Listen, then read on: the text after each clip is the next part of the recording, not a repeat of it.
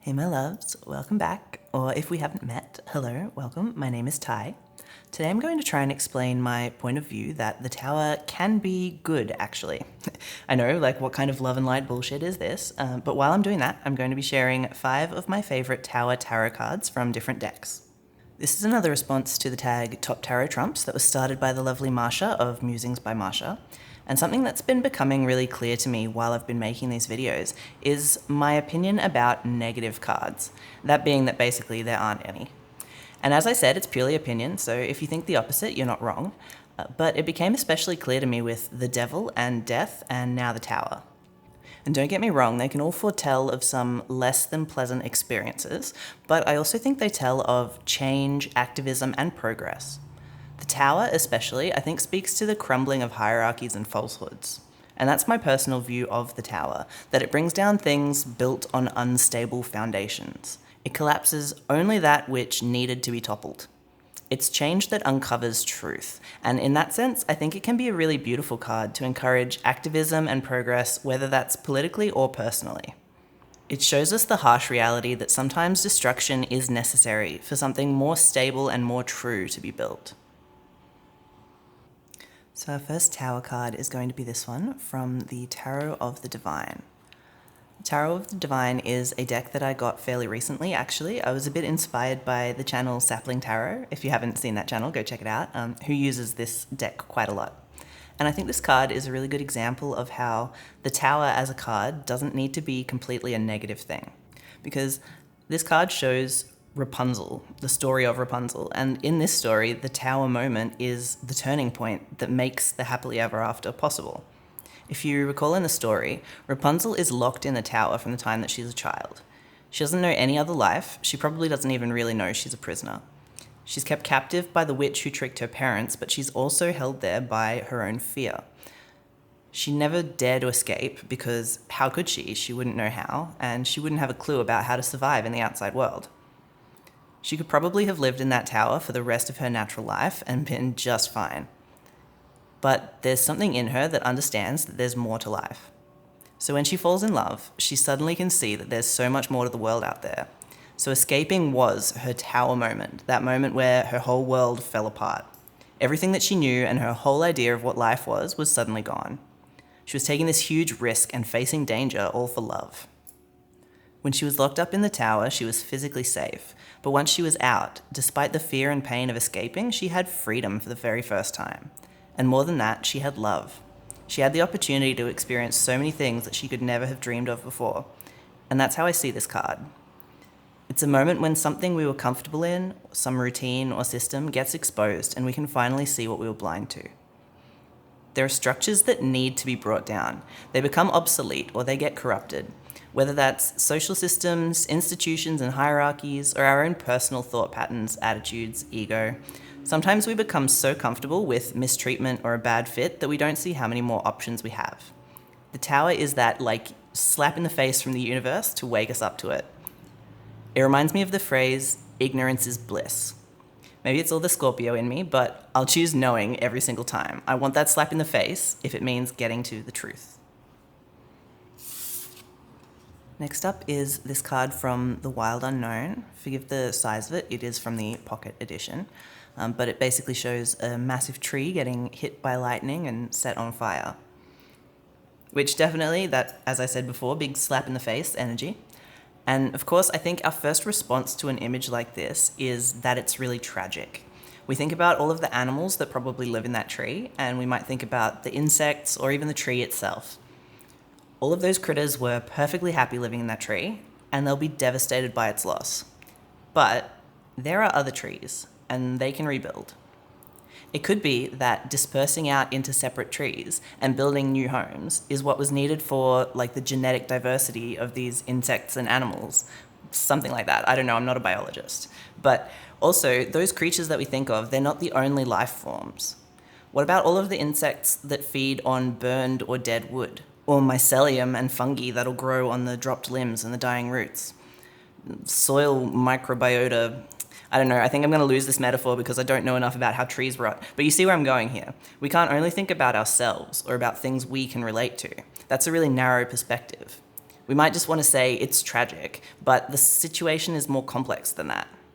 This event, the lightning, was random, and as devastating as it was also natural. We don't know every consequence. Some of the consequences could well be positive. What we do know is that everyone or everything affected by the tree falling will either die or go on living. And those are always the options.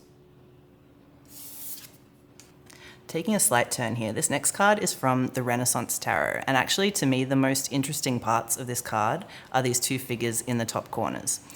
In the left we have Icarus, and on the right we have Phaethon. I think that's how it's pronounced. In their myths, Icarus tries to build wings, but he dies by flying too close to the sun, which is a phrase that we still use today for being too ambitious. And Phaethon convinces his father Helios, the sun titan, to let him drive the sun chariot, which goes really disastrously and basically ends in him being struck by lightning and killed by Zeus. Both of these figures are mentioned by Dante in the Inferno as examples of hubris, or having too much pride. And that theme is repeated in the tower itself on this card, which the author said is meant to represent the Tower of Babel. And regardless of what you think of that particular story, I think it illustrates the point here that there are some things that should fall. Like sometimes maybe you should fail. Some ideas are just not good. Like building wings for yourself and defying everyone who tells you you're going to die. Or taking the reins of a horse that only the Titan of the Sun can control and expecting a chill joyride. They're both examples of egoic actions. And yeah, like maybe actual death is a bit of an extreme price, but that's kind of the way with myths. They're very exaggerated. The point is that sometimes gentle warnings aren't enough, and we have to face abject failure in order to really learn or change.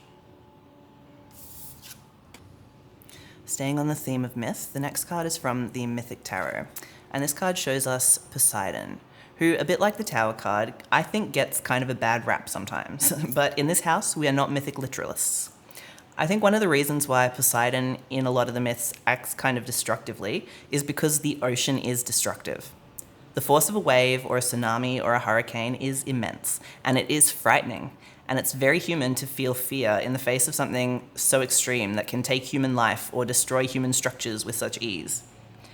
And I think it's even more human to craft stories that instill that same fear in your descendants so that they know from the get-go that the ocean is not to be fucked with. And I think that's how we came about some of these myths about Poseidon. From what I understand, this card is showing Poseidon destroying the labyrinth, which happens at the end of some versions of that myth. In the stories, the labyrinth was built to contain the Minotaur, who was a part bull, part human creature. And the Minotaur was born because King Minos backed out of his end of a deal with Poseidon. Poseidon helped King Minos become king, so in exchange, Minos was meant to sacrifice a beautiful white bull to Poseidon. But he was kind of fond of the bull, so he swapped it out at the last second for a regular bull. And Poseidon will remember that. So Poseidon made Minos' wife lust after the white bull, and she gave birth to this half bull, half human. The king had the labyrinth built to contain the Minotaur, but also to hide it from view. The king was ashamed, not just on the surface level that his wife gave birth to a half animal, but also because the existence of the Minotaur was a constant reminder to him that he broke his word to a god. The labyrinth was his attempt to hide what he had done from the world and from himself. So in a way, the destruction of the labyrinth is sort of symbolic of bringing down outward facades that hide the truth. And I think that's a great description for the tower. And finally, card number 5 for today is going to be this one from the Ethereal Visions Lunar Edition. I know I'm not the only one to like this card. I've seen it in a couple of the other responses to this tag. Very happy to see it there. And it's not just that the artwork is great, especially, that foiling effect, which I really do love, but I also really like what the guidebook has to say on this one. It says, "The tower shows up when you're living in an illusion. You must remove the mask and expose the truth of the situation in order to change it. Change is difficult. You will be shaken, removed from your comfort zone, and the familiar will be broken down. The tower reminds you to let go and let the ego fall away." I think that's really beautifully phrased and kind of exactly what I think I've been trying to say. It's like, why would I want a tower built on shaky foundations? I don't want anything that's built on artifice or anything that's not really for me. I want that universal slap in the face when I'm getting complacent, because sometimes we need to tear it all down and start again. And that brings me to the gay stuff. I want to share some lovely queer interpretations of this card, again coming from the book Queering the Tarot. The first of these is a situation of forced or unintentional outing, because there's a certain safety that goes along with being in the closet.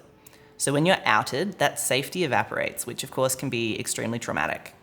The question arises though, what was the price of that safety? It came at the expense of your authenticity. You were accepted socially, but really you weren't. A facade of you or a mask was.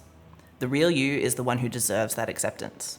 So as much as it hurts to go through that process where there can be rejection and discrimination and worse, the next step is rebuilding your life. And once the tower has fallen, once you're out of that closet, you suddenly have all new options of what that life can look like. Another interpretation from this book was when a queer querent might be planning to come out, because doing that can tear down the tower.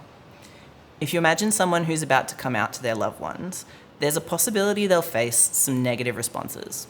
They might be feeling sort of uncertain about whether this is what they want to do because of what they might lose by coming out. So this card showing up can be encouraging them to sort of rip the band-aid off, so to speak. Just saying that any pain that they might go through is going to be worth it to finally live authentically. Those who love you will love you through change. And there's a great quote in there, and it says, "You get to rebuild your life as yourself on your own terms." And just finally, I wanted to mention this interpretation of the tower as a call to action or a call to burn it all down. The querent might be being encouraged to defy existing systems, institutions, cultural norms, especially oppressive ones, to push back against abuses of power or challenge conventions. And there's nothing queerer than that, and also nothing negative. That sounds awesome, and it sounds like someone I want to cheer on. So I'll definitely try and recall these queered interpretations whenever the tower comes up in my readings in future. Because I think all of these not only make perfect sense, but they're also really empowering. So these have been my top 5 tower cards. I know not everyone shares my perspective that there are sort of really no negative tarot cards, but I hope I've been a good proponent for the case for love and light. And I've definitely heard some good arguments the other way too, that some cards are just straight up bad. I'd love to hear from you in the comments, which side of that debate, I guess you could say, you fall toward. Thank you for watching. If you like this video, I would love a like. Feel free to subscribe if you're not already, and if you are, thanks, that's very cool of you. Take care, and I will see you in the next video. Bye.